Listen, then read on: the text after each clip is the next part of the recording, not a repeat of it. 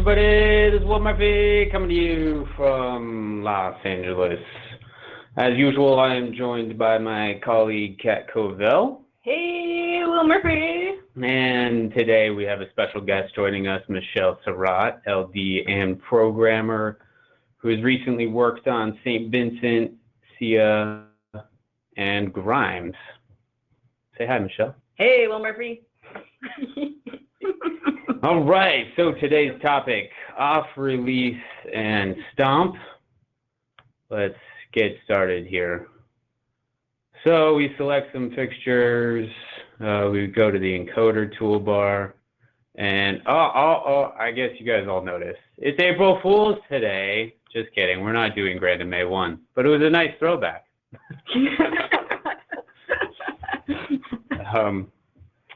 All right, what we're really doing is Random May 2 software. So today we're talking about off, release, stomp, and remove, as well as we could talk about deactivate. These are the kind of the red buttons that you normally see in the calculator. They each have a different purpose. So we'll first talk about off.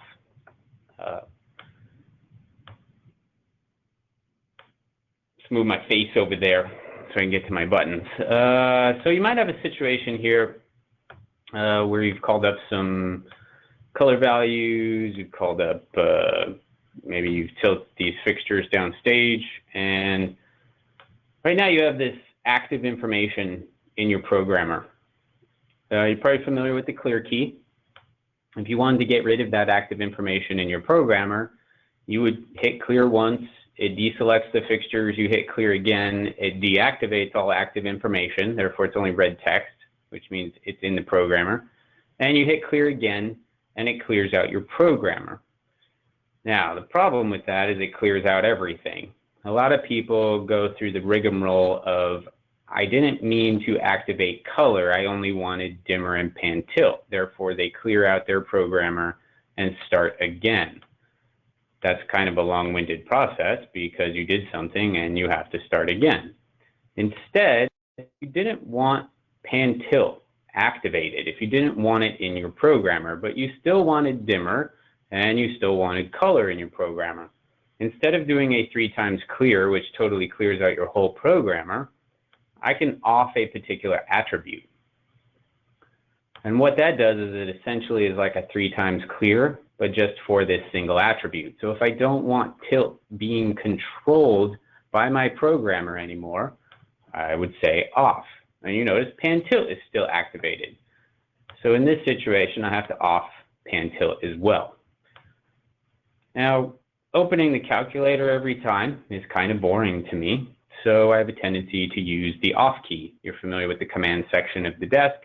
I can say off, and I could tap on an encoder, and it offs the particular encoder. If I oops that, it comes back. If I want to off everything position related, I could say off and click on the big position button. Therefore, it automatically includes pan and tilt. Under color, I've currently activated RGB. So to understand what this off button is doing, I may have also added a Claypacky color mix value. I've chosen a color wheel value, and that's a lot of color attributes. So if I wanted to kick all of those out, I could hit my off key and hit the big color button. That kicks out everything related to color from the programmer, but I keep pan and tilt. So think of the off associated with preset types, features, or attributes as a 3x clear for that particular attribute or feature or preset type. And keep in mind, it applies to what's currently selected. So since I have all these alpha spots selected, it does it for everything. Maybe it's just 101 through 106 that I want to have color kicked out from the programmer. So I select 101 through 106, and I will say off color. And notice color is still active for 107 through 112. This is a data management tool. Rather than having to constantly clear your programmer and rebuild from scratch, Now you can pick and choose what stays active in your programmer versus what gets kicked out of your programmer. Hey, Michelle, how often do you use that workflow? Constantly. Constantly. So, a real professional LG here, admitting that this is a constant workflow. It saves time. Okay. The next function in this calculator that we were going to talk about is deactivate. So once again, put ourselves in this scenario where dimmer is active. I've tilted these lights down stage, and maybe I picked a color. Well, what you're looking at is that your programmer is controlling these lights. Okay, dimmer is active, position is active, color is active. But maybe I want to maintain the position, but I don't want to store it into my next cue. Well, this is where you can use deactivate. So right now, active means it's got a red background. If I open this calculator and I choose deactivate, the red background goes away, which means it's not active anymore. Therefore, normally it probably will not get stored, depending on your store options, of course. Pan is still active. Maybe I want to deactivate it as well, so I choose deactivate. So the red text is telling me it's being controlled by the programmer, but it is not active, therefore it will not get stored. And you notice if I use my mask in my fixture sheet for active only, I can see, hey, pan and tilt are not there because they are not active. They are in a deactive state. Deactivating is available for all active information in your programmer by hitting clear twice. So the first time you hit clear, it deselects all your fixtures. The second time you hit clear, it deactivates anything that's active, and as you already know, 3 times clear clears out your programmer. So we will oops that to bring these values back.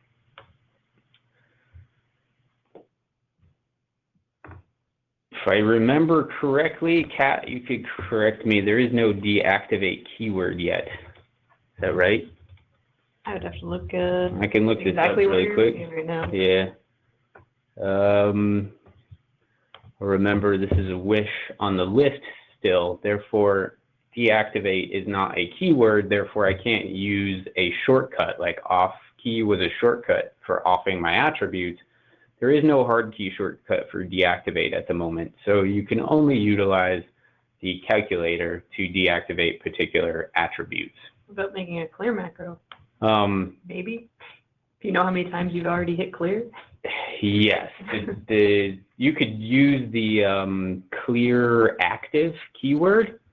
The downside of that is that it applies to all active information, not specific information, whereas the deactivate keyword gives me access to deactivate specific attributes.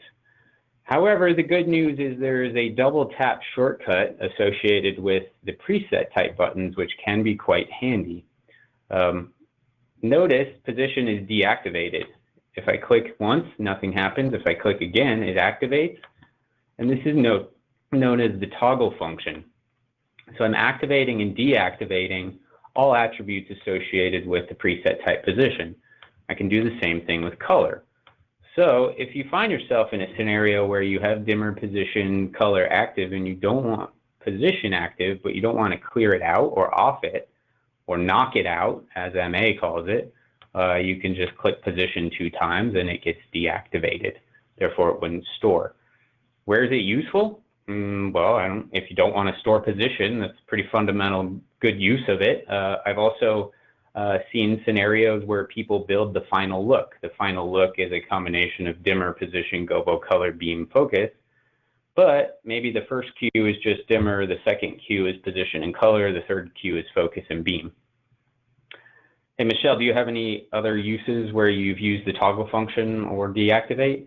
I usually use a filter. Yes, Michelle is normally using filters because she's an advanced lighting programmer. But that's very useful. Yeah, these are kind of the basic approach, and there are filters available. You see there's actually a filter pool here, and in the store menu, you can pick and choose what you're storing at a given time by saying, I don't want to store dimmer. As is usually the case with Grand MA, especially Grand MA 2, there's multiple ways of achieving things, and I encourage you to hone in on the one that makes the most sense for the way you think. That's kind of the reason we put all these different workflows in there. Hey, Will, what about using an if statement? The if statement is the same as dimmer, the same as deactivate. You're utilizing a store command and saying only if specific attributes. Could we use a clear active with if? I don't think that works. Does that work?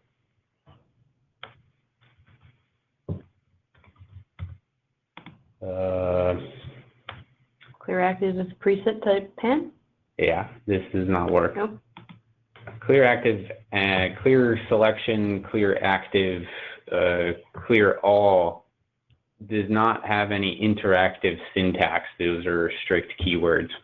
I know the wish is on the list that those become interactive with the if key, but at the moment there is no interaction unless you know otherwise, Kat. Yep. It's a good question though. Question brought to you by Spencer Michaels, our other Burbank. Is Spencer saying this is possible? No, he's doing the same darn VR. Okay. Okay, the next button that exists in the calculator, remove. Now this starts becoming useful related to data that's already been stored to a queue. So how many times have, let's escape here. I'm going to clear out. Have you ever accidentally stored all your attributes to a queue for whatever reason? You don't know why. Well, that toggle function that I showed related to preset types that we can toggle active and deactive is available via the please key as well. I can hit please to deactivate and activate all attributes associated with the current selection. So I'm going to select a new executor effect. Select executor 1, which we can see down here on the bottom left. It is empty. I'm going to store these as the first queue. Now what has occurred here is I've stored a lot of information to this particular queue. Pin, tilt, dimmer, gobo, iris, all this stuff. And maybe that was a mistake. Maybe I didn't mean to store all that information, or maybe I didn't mean to store some control attributes. The nice thing is you can use remove. So in this calculator for length control, I don't want that in my queue. Curve, I don't want in my queue. The nice thing is remove does actually have a keyword. Delete key twice provides you the remove keyword, and then I can hit control, and it applies remove to all attributes associated with control. And maybe I want to remove focus, and maybe I also want to remove beam. So instead of actually applying values to these attributes, I am applying the special value remove. And I want to remove these attributes from Q1 on executor 1. So executor 1 is my selected executor, therefore I don't need to specify the destination executor, but I do need to specify the destination queue. So I will say store Q1, please. I am merging this special value remove into that location. Therefore, I will choose merge. And as a result, when I hit go and we look at our fixture sheet, you'll notice lamp control is not being controlled anymore by that executor because I've removed those values. I'm actually going to jump into a simpler example. We will select executor 2, which hopefully makes this more clear. I realize I'm probably not being as clear as possible, so we'll look at the tracking sheet. I'm going to store two fixtures, these two dimmer fixtures, to Q1. And in my tracking sheet, I can see there's two dimmer fixtures here. If I wanted to remove just the second fixture. I would select the second fixture, open the calculator, choose remove, and say store Q1. Please merge. And in the trackage sheet, I can see that's removed. Now, where might remove apply in a bigger queue list? So I put this back at 100, store Q1, merge, and it's back. I'm going to turn off fixture sort so these stay in order. Fixture 2 goes to 50%, and I store that as my next queue, and then channel 1 goes to 75, and I store that as my next queue, and I'll store another queue here, and another queue. Now in Q3, there is hard values of 75%. Maybe I want the Q2 data to track forward. Well, I need to remove this hard value. I could put it at 100. We can try that. Channel 1 at 100, store Q3. Yeah, the look on stage is correct, but there's actually a hard value in here when it would be more efficient programming to allow this to track forward. So in actuality, I need to remove this hard value from Q3. So the simplest thing is open the calculator, choose remove. This is the special value remove. Store Q3, please, and merge. And it ends up removing that, allowing it to track forward. Now the remove function, the special value remove, you don't have to use it because you'll notice in the store overwrite pop-up, there's actually an option for remove. So if we choose channel 2, and maybe I want to remove this 50% value, all I have to do is type in a value of some form so that that attribute is active. I will say store Q2, please, and I get a pop-up. Instead of always choosing merge, which would apply, I would use if I had the special value remove in this attribute. Instead, I'm going to choose remove. And what that does is it says, okay, I see there's active information for channel 2. Instead of storing that information, I'm going to remove it from the destination, and therefore the 50% goes away. So once again, another example of two approaches. Where might I use a combination of both? Well, maybe in Q3, I want this channel at 50%. Let me see, we'll add a new channel here, and oops, I didn't put this at 100. We'll store this to Q3, merge, okay. Now, where might I use a combination of the special value remove and a real value? Well, let's see, channel 2, I would like to remove that from Q3, so I'm going to choose remove. Channel 3, I would actually like at 75%. And I'm going to merge that into Q3. What's going to happen is this 50% goes away. It allows data to track, and this value of open changes to 75%. So we'll say store Q3, enter, merge. Weird workflow. If it doesn't jive with your brain, don't use it. Figure a way that makes sense to you. We just have all these methods. It doesn't mean you have to do it a particular way. It just exists, and I'm pointing it out about why we have a remove function in the calculator. My approach is the same. So I usually activate information that I want to store. Therefore, I'll activate the information and merge it. I use the same workflow for remove. I just activate the values, and then I choose remove in the store pop-up. Other people do that weird combination of special remove values plus real values. Up to you. I'm not here to tell you how to program. I'm just here to show you what could happen. Okay?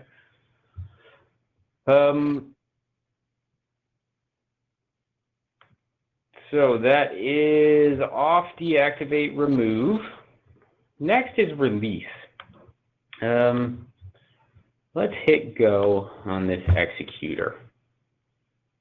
Okay, so currently this executor is controlling channel 1 and 2. Still controlling channel 1 and 2. Now it's controlling channel 1, 2, and 3. And maybe in Q4, I don't want this executor to control channel 2 anymore. It's technically controlling it. I know it's tracked, but it is in control of it. Maybe I don't want it to have control anymore. This is what release does. Release says, please release this attribute or this channel, but really this attribute, release it from being controlled by that executor. So executor 1.2 has control. I can prove this by going to output layers, value executor ID. Executor 1.2 has control of channel 2. I want to release control. So I choose channel 2. Clear this channel 2. In the calculator, I will choose release. So release is a special value that we will merge with Q4. Store Q4, please merge. And now you'll see in the tracking sheet, channel 2 has a release value. So I'm going to turn this off. We're going to go through this queue list again. Channel 1 and 2 being controlled by executor 1.2. Still being controlled. Now when I go into Q4, channel 2 is going to go back to default, because that executor released control to the last state that that channel was in. And when you go to output layers, it is not being controlled by anything anymore. Now where this might get more interesting is if you actually have two executors. So we're going to draw a little small executor page here. And on executor 3, I'm going to put this at 50%, and we will store this here. So that's at 50%. I need to disable off on overwritten. These don't get overwritten. You'll notice this queue is running, which told channel 2 to be at 50. When I hit go here, you'll notice channel 2 goes back to open. So we hit go again. Obviously, channel 2 is still being controlled by executor 2. Now, in my last example, when I went into Q4, channel 2 went back to default because that was the last thing that had control of it. But now when I go into Q4, you'll notice channel 2 releases control back to who last had control of it, which is executor 3. Therefore, it crossfades to 50%. So in your queue list, if you have multiple queue lists, and you have this main queue list, and you really want that to have control for 3 queues, sure, store the information into those 3 queues, and then in the next queue, release it. Michelle, do you have any other examples of where you've used release? Do you use release? Yeah, I use it. I use it a lot if I make a, for instance, a bump button for color that has fanned timing to go from an existing color that's perhaps like your main queue stack is setting, and you want a bump button that changes the color, but then if you want it to go back to the original color in the queue stack over fan timing, you can use a combination of the release value with fan timing to make a cool kind of cascading color effect to go back to what it was before. Go back to what it was before. It means your main queue list could have colors, and then you have this bump button. Exactly. Yes. Can I show that easily? Yeah. We could do this just with dimmers, for example. If I say we'll do a new executor here. So I might have put these at, say, we'll put them at 50 and store that here. I want to disable off on overwritten. So these are at 50. You could have a whole queue list of values. It goes from 50 to 75 to 100 to 0 to 20, etc. And what Michelle is talking about is maybe you have this bump button here that puts these to 100, and then you want to release them a fanned time to 0. So I'll use delay and say 0 through say 4 through 0. And if we jump to the delay layer, you will see the outer fixtures are going to immediately start fading to 0 while the inner fixtures are going to wait a little bit. This ends up being Q2. Create the second Q. This will bump it in 0 time, but my fade out is going to be 3 seconds. Maybe I'll do a timed auto follow, which immediately when I hit it, it bumps it to 100. It waits there for, say, 0.5 seconds, and then they start fading out over 3 seconds. But I did the wrong value. I'm supposed to use release, right? Let's try that again. These shall go to release is what we meant. Apologize for that. 0 through 4 through 0. So the release values have their time. Store Q2 here, merge, clear that programmer. So let's see if this works. When we hit go, and you have your fade out over 3 seconds. Instead of it actually fading to 0, it's cross-fading back to the last value. So works great with colors. It works better with colors. I'm simplifying this example. So the next Q, which would be 25%, and the next Q, which is 75%, I'm going to change this to a 0.5 second fade so it's faster. So it doesn't matter necessarily what Q I'm in. Bump always works the same. So here it's at 25. I can hit go. They snap up to 100, and then they could fall back to 25. If I'm sitting in this queue where it's at 75, they snap up to 100, and then they fall back to 75.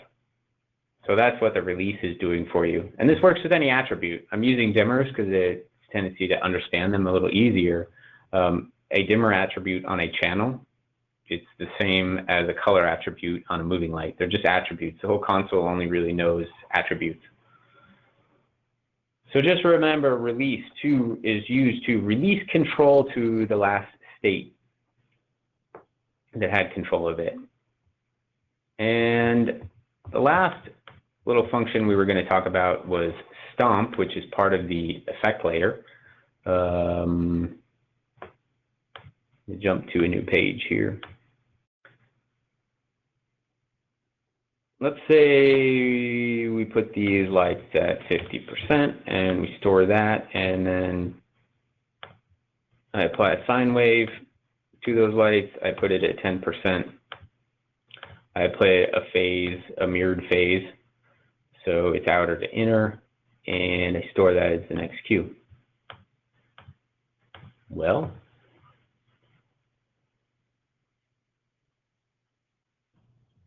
I need to clear the programmer. So the lights are at 50%, you hit go, they start their color effect. People want to turn them off. How do you turn them off? Well, you can't use the off key. Off is only used to knock out data from the programmer. You have to use Stomp. Stomp is a special function of effects. So if I wanted to, maybe I want to stomp these 4 fixtures. We go to the effect layer, and I choose Stomp, which is really just kind of an effect form. And you notice those are not running the effect anymore. And I store that here. I'm going to actually select this executor so you guys can see the data. So this is the value layer. Everything's at 50%. If I go to the effect layer, I see sine wave, then I see Stomp. So channel 1 and 2 are still running the sine wave, whereas these other 2 are stomped. And if I want to stomp the rest of these, I can actually select them. The shortcut is not the clock. I love Windows.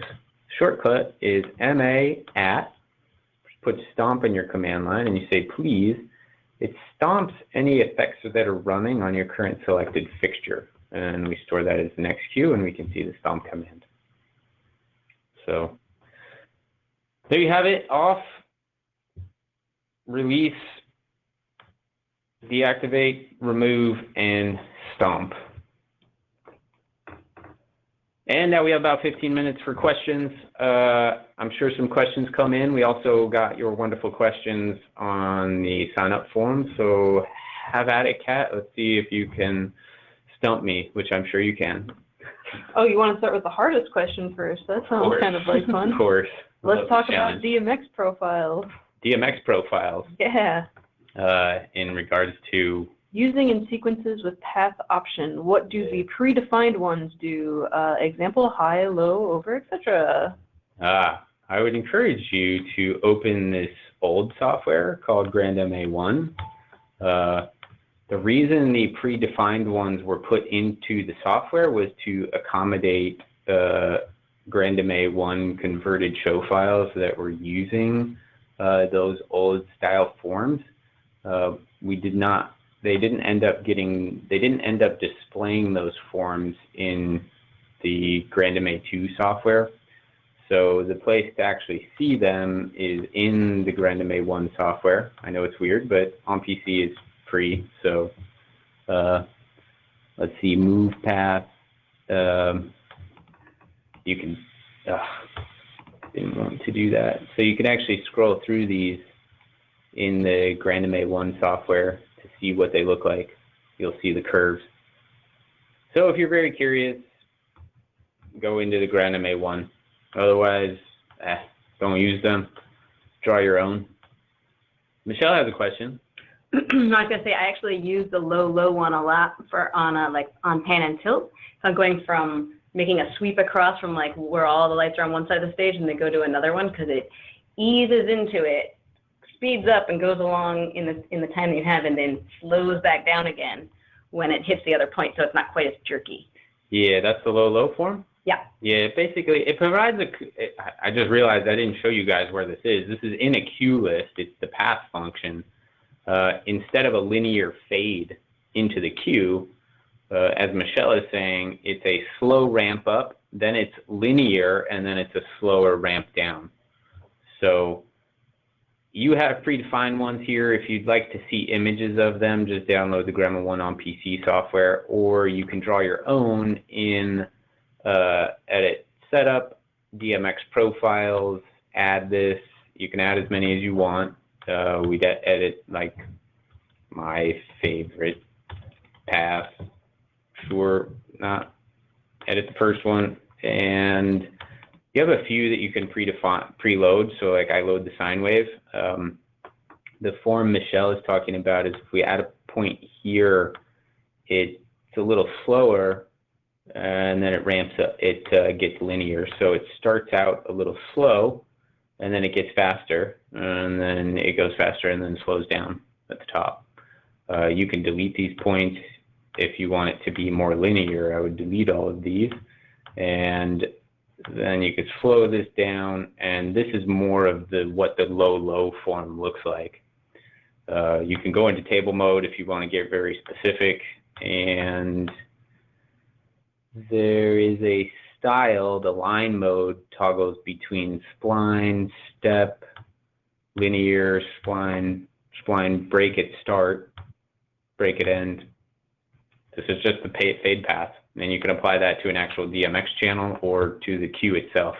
I have a tendency to use this style curve with LEDs if I'm doing a fade up of LEDs in conjunction with conventional fixtures, because LEDs have a kind of a tendency to snap at the beginning.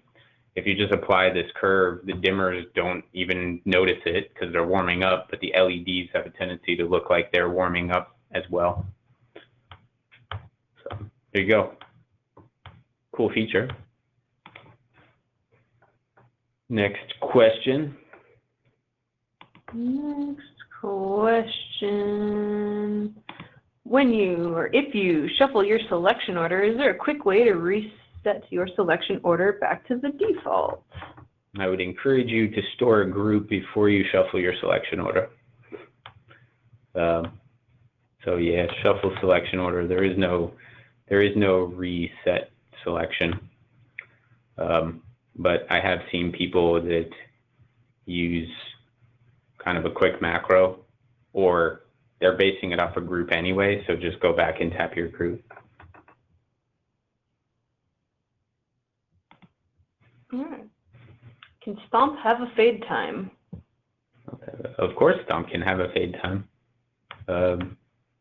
Effect changes respect the cue timing. So if your cue time is 3 seconds, Stomp is going to fade over the course of 3 seconds. If your cue is 0 seconds, but you want Stomp to have a fade time, this is where you utilize the fade layer of effects.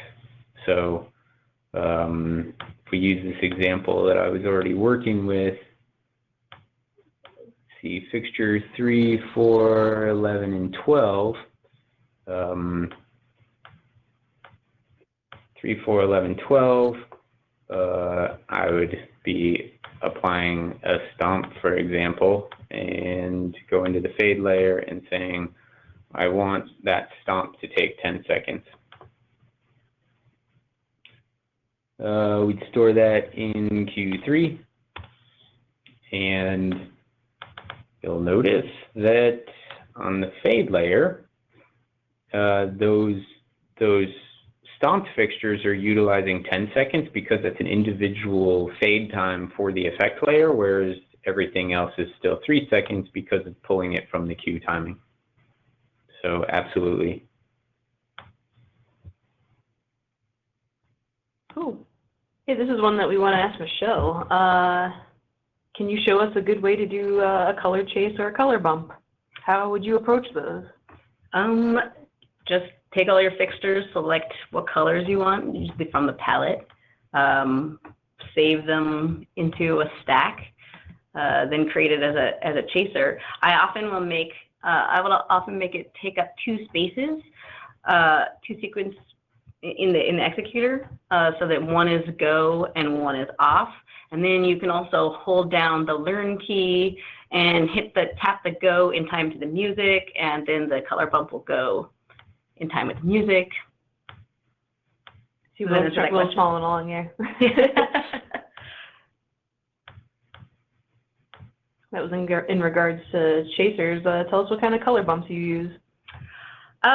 Well, I think it was a good example that he showed before with the release. Oh, yes, is if you make one that color bump, you can either make one that is just on a temp key, that you can, that will always go to red or something, or you can make one that, like Will showed before, that fans into release, that fans up into the color and then fans into release, and that looks really pretty.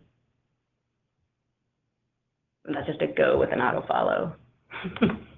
So if we do red here, for example, you go to the delay layer, a 0 through 1, and store fade 0, so it's actually a bump. And I would make this a temp fader so that it follows timing, as opposed to a flash, which won't follow timing. And when you hold, you see it scans on and shuts off. Yep. If you wanted it to fade out in the same thing, you would actually end up using 2 cues, because the second cue would fade those out to remember release, because we want to release them to whatever they were before, and the delay is still 0 through 1. So I'd store that as the next cue. That would not be a temp button anymore. It would be a go, which is behind my face. And now you can see I hit go, fades up, waits, and I accidentally left this as a 3-second fade. Cool. Cool. Looks pretty. Here's a good one, Will. How do I release all my active sequences and effects? It's very simple. Double tap the off key. So off. You get the off menu. You can see the different tabs to off specific stuff. So just off effects. I have quick buttons at the bottom. Off all effects. Off all bitmaps. Off all timers. My favorite thing is just everything off. It just turns everything off. If you were making a macro for it, you would use syntax. So for example, to turn off all the executors on all the pages, I say off page through. I would clear all, and that should be everything. So sometimes I see people make macros that line 1 is off page through and line 2 is clear all to clear out their programmer, which should kill everything. To be safe, I suppose you could off the DMX tester by saying off DMX through. So we kick out anything that's stuck in your DMX tester. And I've also seen people make the last line of their macro turn off all the macros as well to really kick out everything that's running. So off page, the example here would be off page through, clear all, which clears the programmer,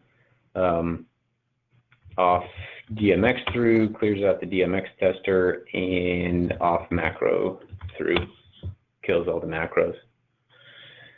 In this scenario, it's good practice to use 0.01 wait time to give the console a little time to off this stuff, because the size of your show might mean you have a lot of executors, you might have a lot of fixtures in your program, or you might have a lot of DMX, etc. So it's good to give the console a little time to do what it needs to do.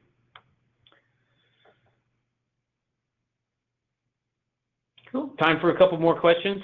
We do. We have a quick one right here. Hey, Will, is there any way on PC to have the first window, window 1, appear without all of the surrounding buttons? So I imagine that would be the programmer. Oh, the command screen? Yeah. No.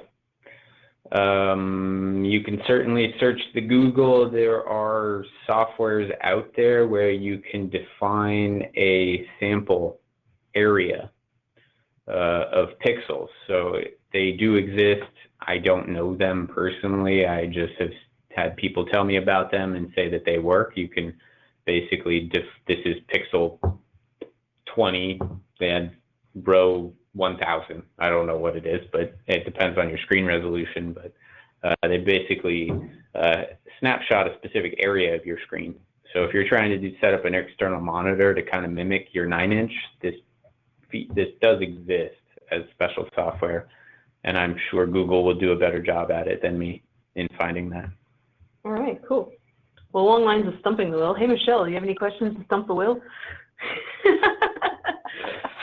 Not that could be answered in the time to cut list. Oh. Aw, that could have been really fun. We'll dedicate another webinar specifically to stump the wheel. All right, here's a quick one, Will. Is there a way to stomp and then reactivate an effect, almost like a temp stomp?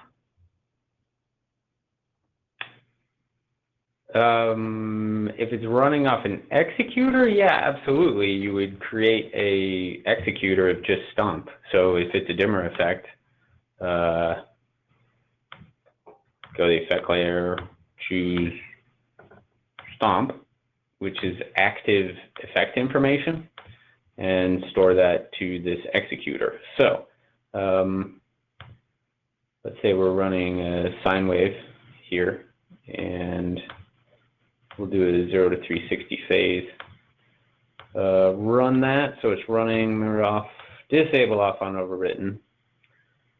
And if you want to stomp with time, use temp. So if I press and hold this, it's going to stomp it out, and as soon as I release, it comes back. Now, if you're running effects in the programmer, it's going to stay stomped, unless Michelle has a cool idea. Can you use the new super priority to make a temp button that stomps what's in the programmer? Yeah, you can. Michelle's pointing out a new feature in this version that you should be able to do super priority here, which I think would also, so it's going to still work. Let me speed this up so I can see that it's working. This is going to stomp it on the executor. And we'll turn this off. Let's run these in the programmer, see what happens. So running in the programmer, temp. Yeah, so you could actually make a super priority stomp executor that would actually temporarily Stomp Effects running in your programmer or running on an executor, which is actually pretty neat. Definitely a cool idea, Michelle.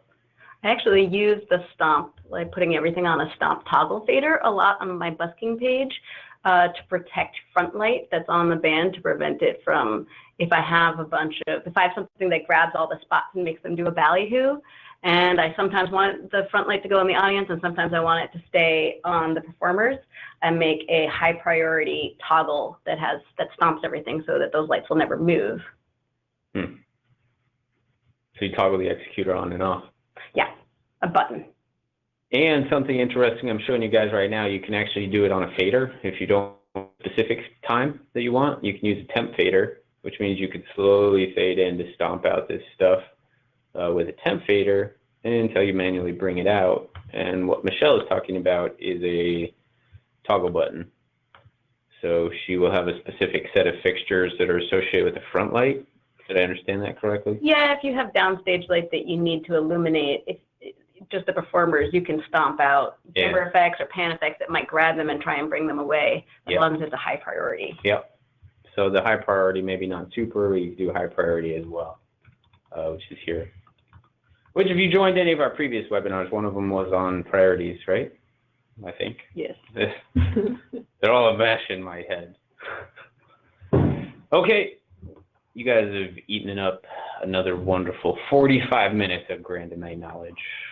I hope you enjoyed it on April Fool's Day, and I hope you're happy we didn't have to jump back into MA1, even though we did. Strangely did. Those forms, if you want to see what they look like. Hey, Michelle, thank you for joining today. Yeah, it was fun. It's fun to be in the room rather than on the other side of the screen. Kat, is there anything else? Let's just let everybody know how they can find out some more information about learning Grand MA 2 before we get out of here. You can always email support@aclighting.com. If you have not been to our website, you can also go to the support tab. Under the support tab, you will find links to our products, Grand MA 2 bulletins. We are adding stuff all the time. Should you wish to sign up to receive notices about these aclighting.com webinars. The help manual is help.malighting.com. Webinar. If you go to aclighting.com/webinars, you can sign up to be notified. And a really cool odd link is topics covered in our software classes. We list all the topics here with links to the help manual on those topics, links to fundamentals. Anything fundamentals is stuff that we have written at AcLighting. Bulletins are stuff that we've written at AcLighting. Webinars are these webinars that have covered these topics in our classes. So really cool page. And that's awesome. Who we are and how we conduct classes, good information to learn. So don't hesitate to visit this website. And it's been a pleasure. Cool. Thanks, Will Murphy. Thanks, Will. Happy programming.